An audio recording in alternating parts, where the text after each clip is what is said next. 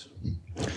Thank you, Hugo, and thank you for attending this presentation. So first, I would like to thank the organizers for giving me the opportunity to give this talk today. And I will present some works I've been doing with Gabriel Stolz, my PhD supervisor at École des Ponts, and which concerns what we call Feynman-Kac semigroups. So it's somehow a mathematician's name, but we'll see that it's very closely related to all these large deviations issue we've been discussing in the last days. So we'll first present our problem and motivation. So why are we studying these quantities? What do we want to do with them? And what problem we want to solve? And then I will take some time to discuss the error on ergodic averages when discretizing stochastic differential equations. So it's mostly what I'm going to talk about, and I guess not everyone is familiar with this kind of analysis. So I think it's good to give some good clues, some tools that we're using, and it's still interesting for everybody. And then I will present the main core of our work concerning the Feynman-Kac semigroups and the new results we have obtained. So first. So actually, I'm very happy that Hugo presented the large deviations problems for SDEs and the fluctuations of additive functionals of Markov processes, because it's actually I have the same setting. So we consider an SDE, and we want to study fluctuations of an empirical average. So if you take a function W, and you average it in time under mild conditions, this average will converge to the average with respect to the invariant measure. So maybe I will write one or two things for the following. So the process xt has a generator, L, which is B gradient plus 1 over beta Laplacian. And if you are on a torus, so on a compact state space, in general, you don't have any problem of ergodicity. I will remain in this setting. So you have typically that the average in time of your quantity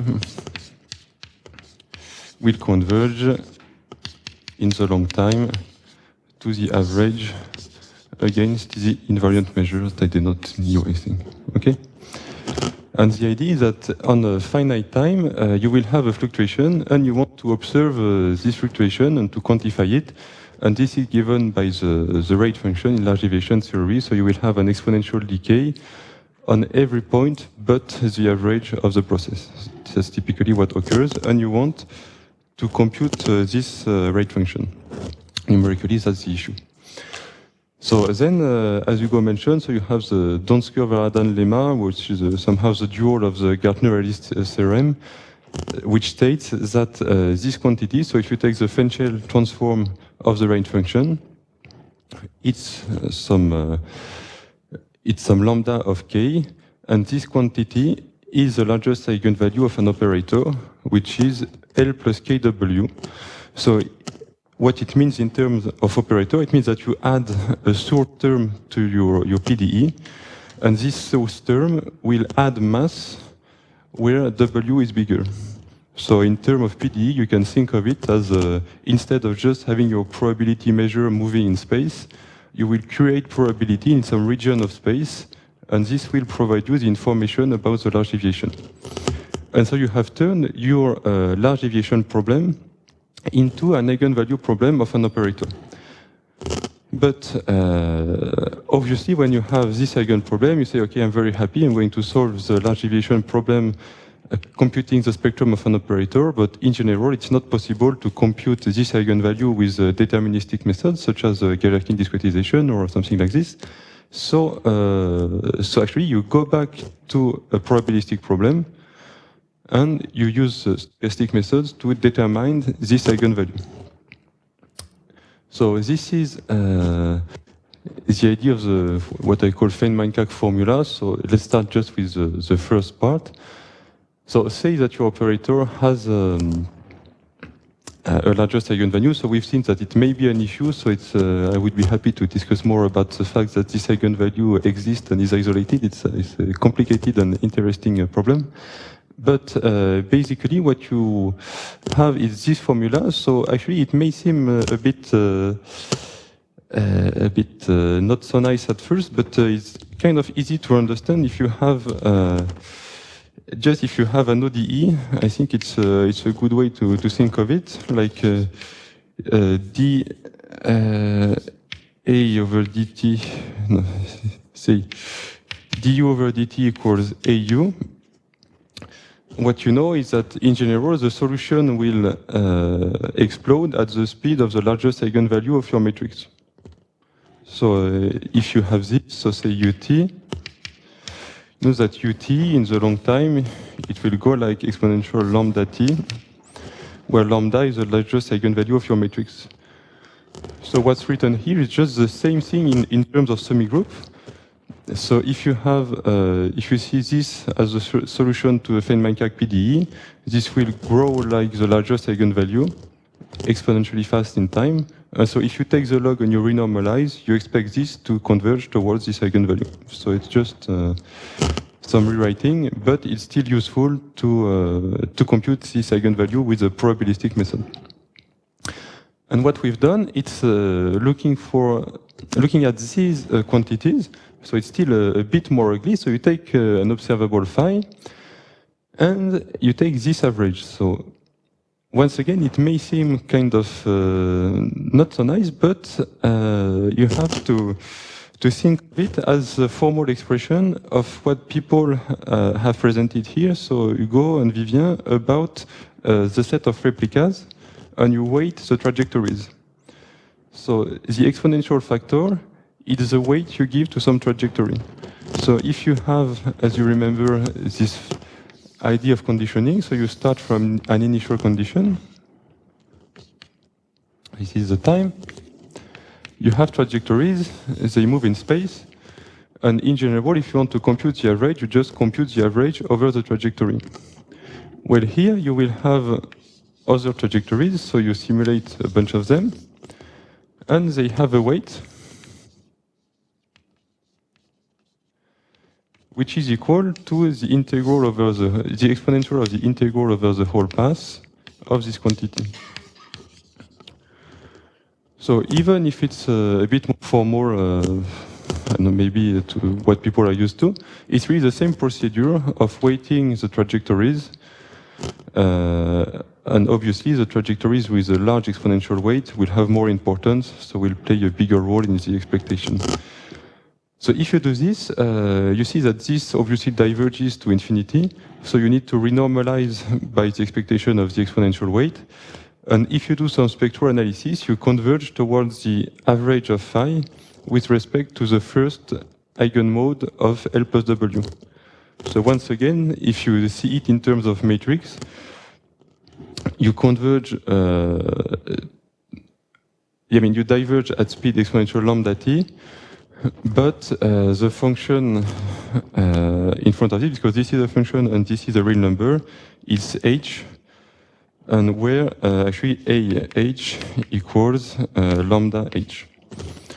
So it's just some basic spectral analysis, and you converge towards the average of the first mode of your operator. So that's the problem we've been dealing with. And so, as I was explaining on the board, it's really related to conditioning the process on having a large deviations. And this conditioning here comes from this exponential weight that weights the trajectories. So if you think in terms of population dynamics, I will talk a bit more about this after. It's really the weight with which you select the replicas according with time. And so what we wanted to look for, it's an error estimate when you discretize this semigroup. So this is really our problem. We have this semigroup, it's written in continuous time. And if you want to simulate the diffusion, you have to make a discretization of your SDE into a Markov chain. And then you have an error that depends on your time step, and you want to study this error. So typical thing, you have the process, you discretize it into a Markov chain, you have some estimator that looks like this. So instead of the continuous process, you have a small xn, and the integral becomes a sum. And you say, okay, this is going to converge to something. So it's the average of phi with respect to something that depends on delta t. You expect this to be close to the average you want to estimate, but there is an error in delta t. And our goal is to estimate this difference. So for any regular function, you take the average with respect to the discretized process, you have the exact average, and you want to quantify the error when the time step goes to 0, and identify numerical schemes that have a lower error, so that converge faster to the actual solution. Okay, so do you have any questions on this part? So it's really we have this large deviation problem. It's a continuous time problem. You discretize and you want to find the error in the time step. Okay. So now I'm going to present some results about the discretization of such processes. So just I will first remind some known results. So people have been working on this in the last 20 years. Maybe the first works of Talia and Tubero are from the 90s. And this is really the problem. You have a Markov chain and you replace the continuous time average by a discrete time average over your Markov chain. You convert to something and you want to show that this quantity is close to the actual average you want to sample. And you have this kind of result. So you know that there exists a P that depends on your numerical scheme and some function f such that your expectation on the Markov chain, so you wait a long time, is equal to your actual expectation plus some correction term, delta t to the p, plus some remainder. And the important thing is that you want to design numerical schemes that have the lower error in delta t, so the highest coefficient p. Because delta t is small, so if you have delta t to the square, it's better than delta t. And typically, you have a way to take a numerical scheme and to study whether this power is 1, 2, 3, and then you can design numerical scheme that have a lower error in delta t. And this will be important in practice, because if your error is smaller in delta t, you can take larger time steps, so you can explore more your state space and you can run longer simulations. So it's very important in practice. So I just want to briefly sketch the proof. So I will do it. I mean, I have some time, so I think it's still interesting for everyone, because I mean, you all have to discretize SDEs from time to time, and it's good to check whether your numerical scheme is good or not. And I think it's a very nice technique. So the idea is that you have a Markov chain which is defined by an evolution operator. So for all function phi, you look at the expectation of the next step when you start from x. And so this operator gives you the one-step information of your Markov chain, and so defines your Markov chain. The idea, which is a very interesting thing, is that when you have this operator, Q delta t, it should approximate the flow of your semigroup over a time step delta t. So this has to be compared to the exact flow. So I can write pt of phi of x, which is the expectation of the real process t starting at x0 equals x. So this is your actual semigroup in continuous time. And if you think in terms of PDE, it's just exponential TL of phi of x. So it's just writing semigroup in terms of notations for analysts. And T is the generator of the dynamics. And if you think of it, this is an exponential series. So tk over k factorial L to the k phi of x. Okay? And what we say is that, okay, this approximates the flow over a time step delta t. And so you say, is this equal to some theory that would look like the exponential with some operators ak of x. And all the game is say, okay, if I want to compare my Markov chain to my actual semigroup, I have this evolution operator, and I look for, does it look like the exponential of the generator? And for this, I just want to show you that it's not so complicated, because when you see an expansion of operator in terms of other operators, it may be a bit scary. So it's like, I mean, you're not doing this every day. It's like, some people do this, but just want to show you that it's just a Taylor expansion. So if you write this, say, okay, say I have the Euler-Maruyama scheme.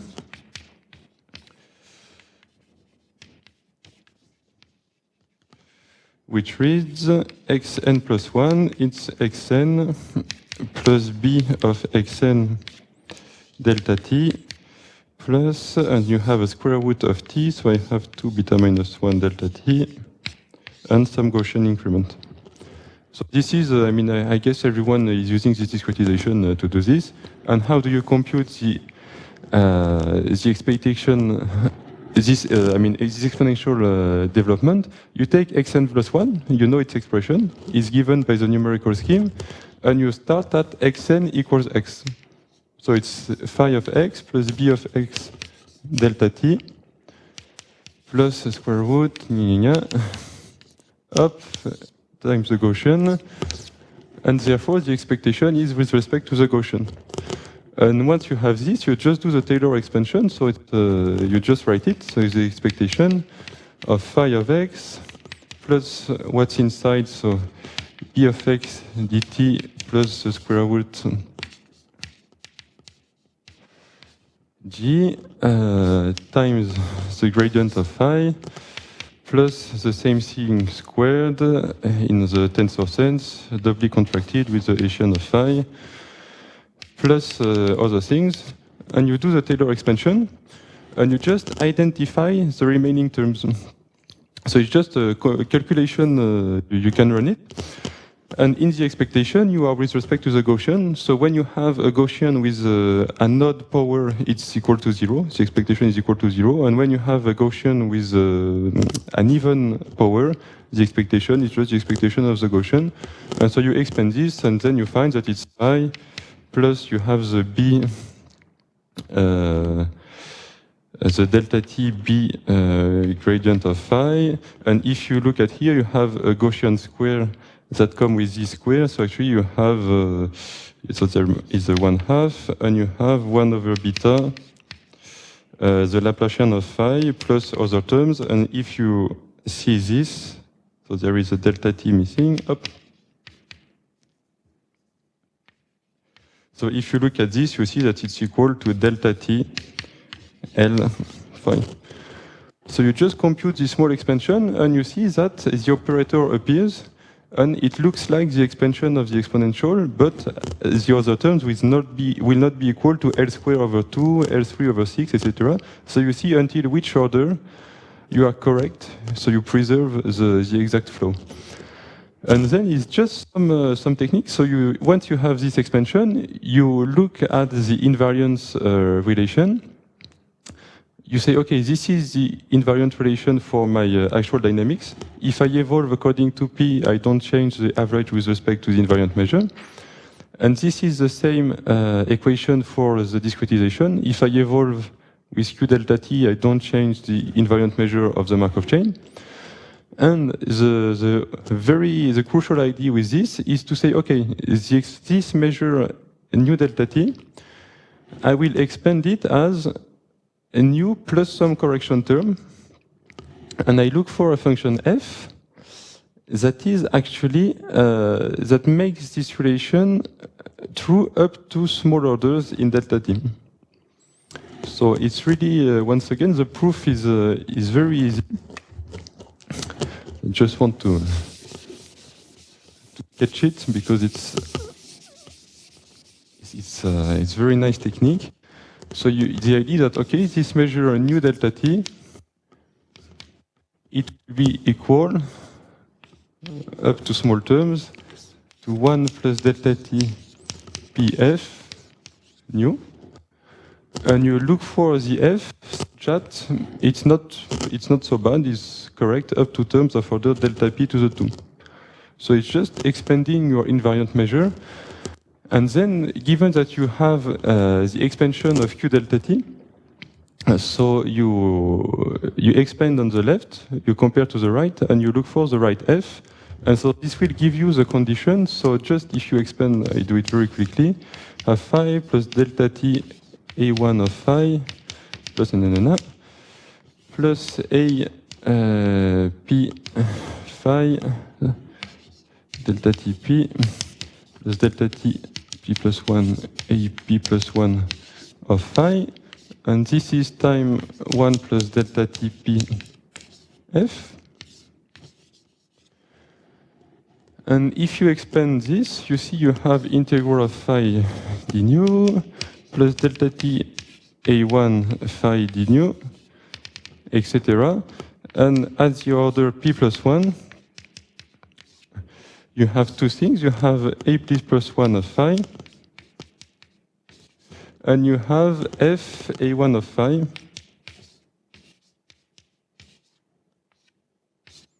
d nu. And that's it. And at order p, you have just write it for completeness. So it's just a simple exercise of expanding some series and look at every order. And then you also have a term with f, integral of phi f d nu. And so if you compare to the right-hand side, you have the first term that also appears on the right-hand side. You have the phi f also. And so you see that in order for all these terms to be 0, you want the condition that integral of ak of phi equals 0. And actually, it makes sense because it means that the operator ak preserves the invariant measure. So if you evolve your dynamics with the generator ak, you don't change the average behavior of the system. So actually, you expand your dynamics, and you see until which order it preserves the invariant measure. Sorry?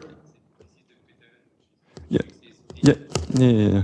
And so it's a very practical criteria because you take the numerical scheme, you expand the Taylor expansion, so it's quite annoying if you really want to do it. It's a bit nasty. But then you have this criterion, and it really gives you the order of precision of your numerical scheme. So maybe it was a bit long, but I think it's interesting because it's theoretical, but it really gives you a very practical criterion to provide you the error order of your numerical scheme. So it's, and you see it's only expanding some operators, some Taylor expansion, so it's not so hard in the end. And then you see that f is solution to this Poisson equation. So if you want the term of order delta t to p plus 1 be equal to 0, you want this quantity to be 0, and so f is the solution to some PDE, and then you can work on this f, show that actually it can be written as an autocorrelation and do some stuff with it. So it's quite nice. And so what I'm going to talk about now, it's what we did for the Feynman-Clark semi-groups from these techniques. So let's go back to the beginning of the talk. We have these dynamics that are weighted depending on trajectories. We want to discretize them and find error estimates. So naturally, we were thinking we're going to use this technique, take some operator expansion of something, and in the end, it will make Chocapics, you know, and we'll have some error estimates on the invariant measure. So now it's a bit different because your evolution is this. So instead of just taking the average of phi, you also weight the trajectory. And so in terms of semi-group, you can write it exponential of t, L plus W, so you have the evolution plus the correction of probability. You say, okay, I want to discretize this, and actually if you have discretized your dynamics, it's quite natural to take operators like this. So let's look at the one of the left. I mean, it's the most practical one. I mean, if you think of the Euler-Maruyama scheme, it just means that to discretize this quantity, you evolve your dynamics and you multiply by the exponential weight. So it takes into account both the discretization of x and the discretization of the exponential integral.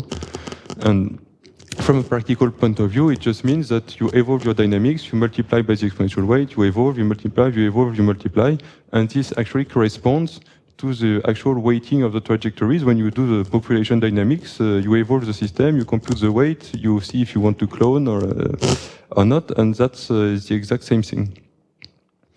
And the idea is then to show, as I presented just before, whether this semi-group, so the fact of moving the dynamics forward and multiplicating by the exponential weight, looks like the exponential, the exponential semi-group of the dynamics over a time step delta t.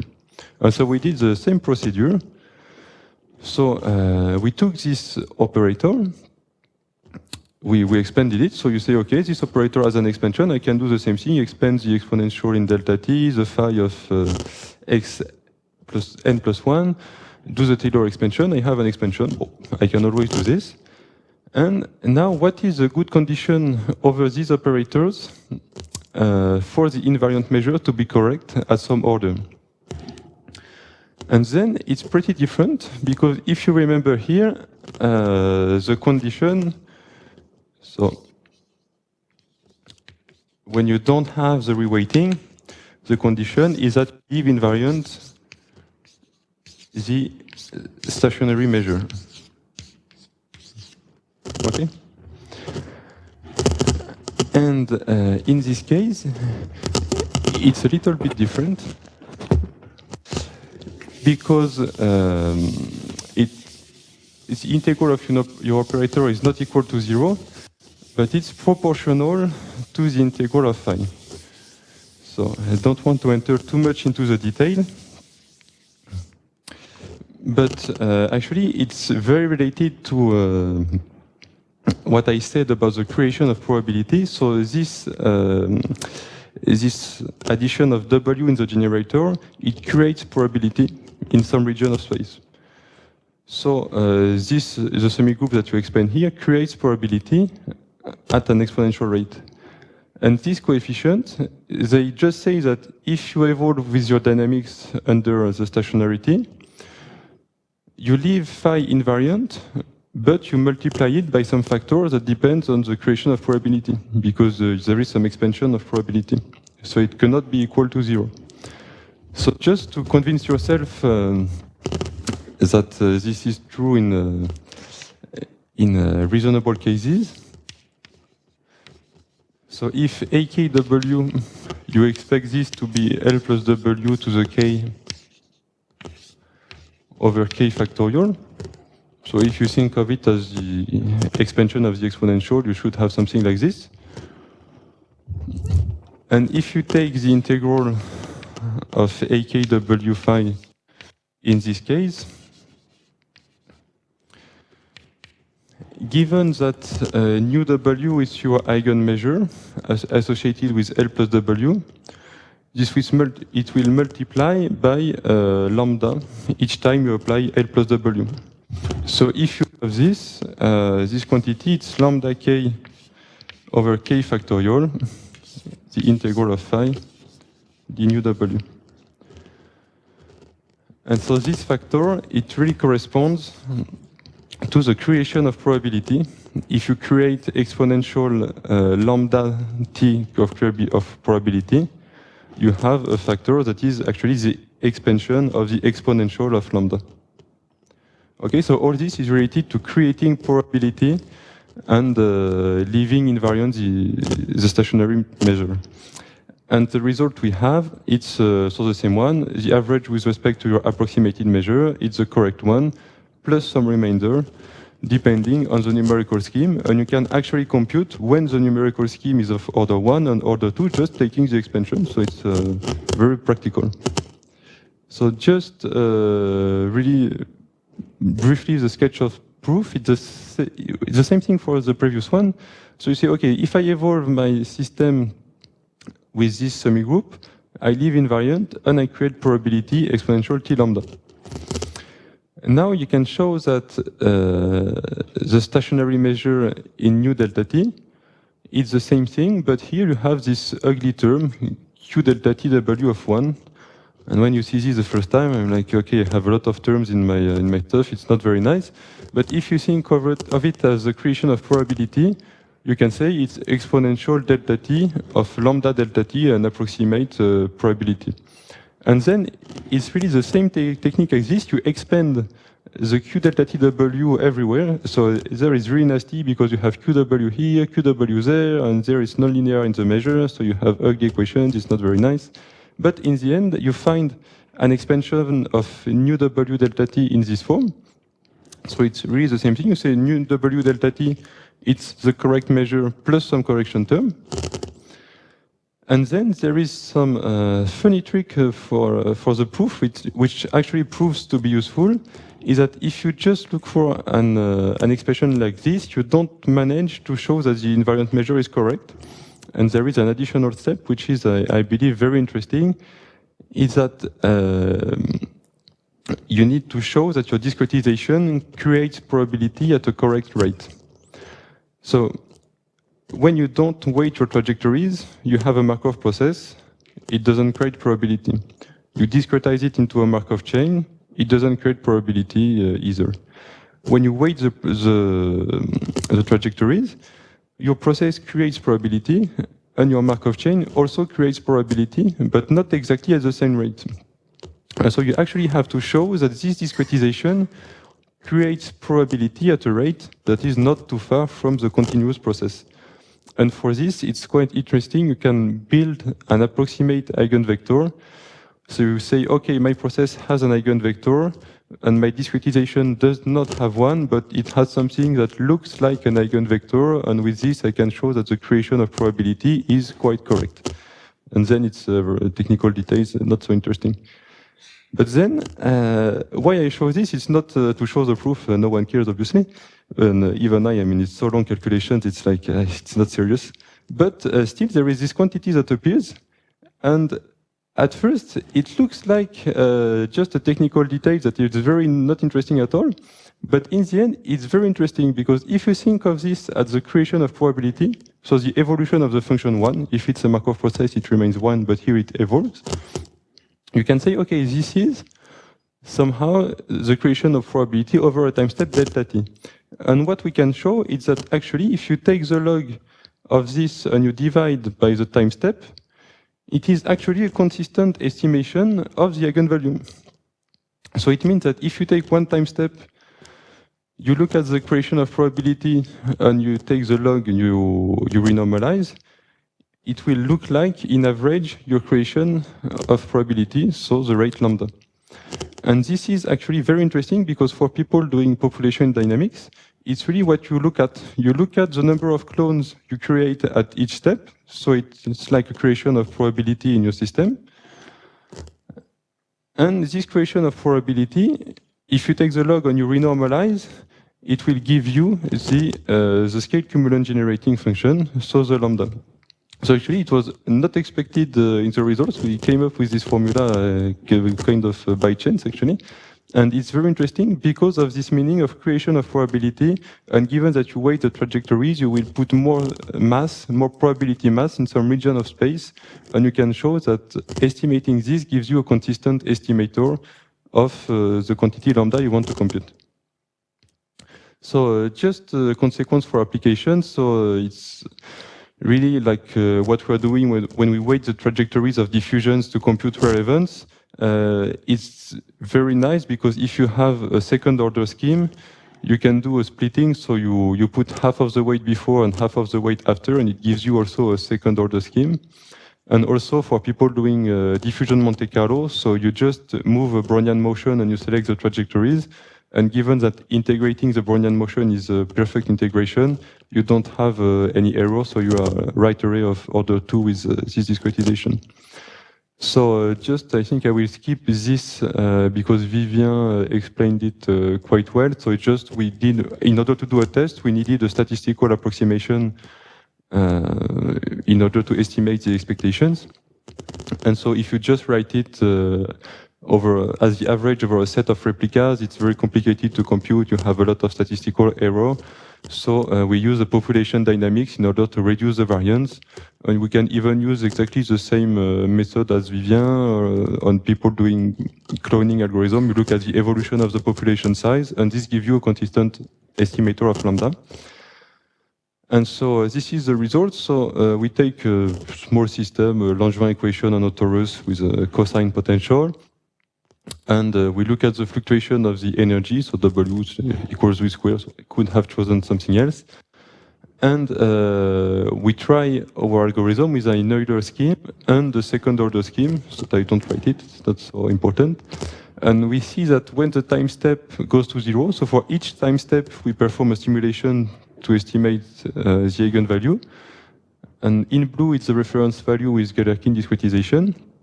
So when the time step goes to 0, you see that the Euler scheme indeed converges linearly to the correct eigenvalue, and the second order scheme converges quadratically to the correct eigenvalue. So it's quite nice, because in the end, what you want is to compute long computations. Just, I mean, you can say, okay, the time step is not so important, but what is important is that if you take a much longer time step, you can do much longer simulations. And you are ensured that your bias in the time step will not be too big. So it's not only in the time step, it's also useful to reduce the statistical error because you can do longer simulations. Okay, so just to conclude, so we started from a numerical problem in large deviations. So really, like when we weight the trajectories and we discretize the SDE, we wanted some error estimate. And we came with some error estimate on the Feynman-Kac semigroups with an explicit criterion to indeed check in practice that the scheme is of a certain order. And there is this alternative representation of the eigenvalue with the creation of probability, which is, I think, in the end, the most interesting part. So there are some perspectives, I think, especially for like the convergence of these processes. So Hugo talked about the problem of the principal eigenvalue of the operator, and it gives you the convergence, but maybe there are other techniques to show the convergence. And also for the discretized process, it's not very easy to show that it converges to something if you are on an unbounded state space. And I think it's very interesting to look at this. And then from a statistical point of view, I think, well, adaptive schemes and variance reduction, I mean, it's really the next step to go forward. So thank you for your attention. Here you assume that you sample the initial state with the invariant measure. Yeah. And can you estimate the error induced by the fact that in general you don't know the invariant measure and you start from another? So you mean related to the error induced by finite time correction? Yes, so this is, you mean from a statistical perspective, do I wait long enough or do I have enough clones? So this, it's another question, so it's complicated and I did not do it.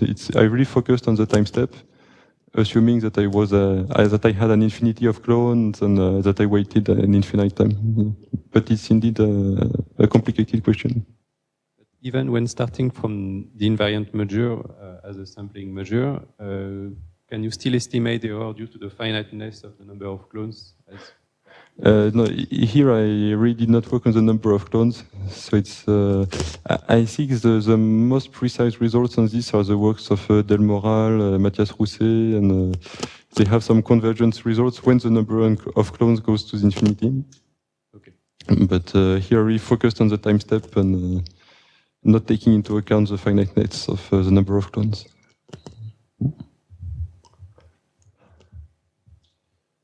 I would have a question. The order P that you were discussing, yep. Does it depend only on the discretization of the process or also on the function phi and then the function W that you're choosing in the Feynman-Kac?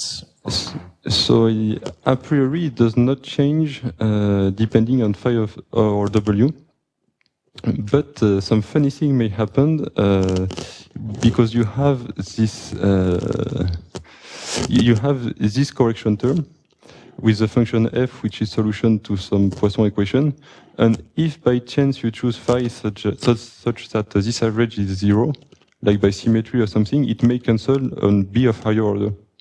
But it would be really by chance. Normally it's like it gives you the order for all phi and all W. And then you may have some change sometimes, and it's higher order than what you expected. So in the results you were presenting, for instance, Yeah. on the graph, then the second order, the first order, that's only dependent on the discretization scheme that you use for the Yeah. process itself. Yeah. But like this is really a second order scheme, so it cannot be less than second order. So it could be third order maybe, but this one, it's a priori first order. But if you choose some phi and some W, it may be second order. Actually, it happened to me once as I chose it so that it was second order, and I expected it to be first order. So it's possible. Yeah. You have computed estimate for the errors of an observable that you take at the final time, if I followed. And can you also compute errors for observable which depends on the full trajectory, for instance? Because due to loss of probability. This I don't know. I think. I mean, I would say that it would give the same results, but I think it's more complicated. Yeah, no, but it's an interesting question. Other questions? If not, let's thank Gregor again. Thank you.